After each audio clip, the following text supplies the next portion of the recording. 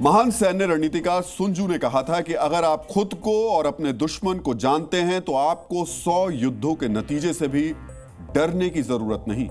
हालांकि मॉडर्न युग में कहा जाता है कि अगर आप अपने दुश्मन के हथियारों के बारे में जानते हैं तो आप किसी भी जंग का नतीजा बदल सकते हैं। और दुनिया के कई देश इस समय भारत की मदद से चीन की एक मिसाइल की जानकारी चाहते हैं। ऑपरेशन सिंदूर के दौरान भारत ने पाकिस्तान की PL-15 मिसाइल को मार गिराया था। यह मिसाइल चीन में बनाई गई थी और आज हम विश्लेषण करेंगे कि अमेरिका, ब्रिटेन, फ्रांस और जापान सहित कई देश चीन की मिसाइल का मलबा क्यों मांग रहे हैं। दावा किया जा रहा है पहली बार किसी जंग में चीन की इस मिसाइल का इस्तेमाल किया गया और पहले ही टेस्ट में यह मिसाइल फेल हो गई।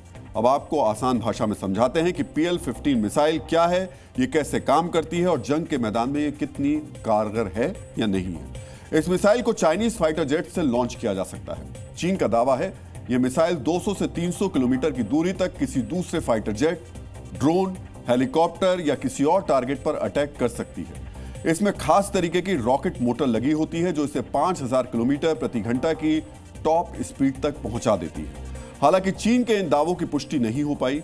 दुनिया भर में चीन के सामान की तरह चाइनीज हथियारों की क्षमता को भी शक की नजर से देखा जाता है।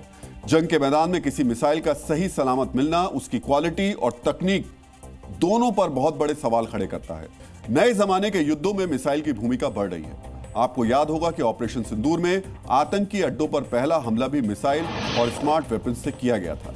यह सटीक हमले का तेज रफ्तार वाला तरीका है जिसमें किसी सैनिक या पायलट की जान जोखिम में नहीं जाती। इसलिए PL-15 मिसाइल पर दुनिया भर के देशों की नजर है।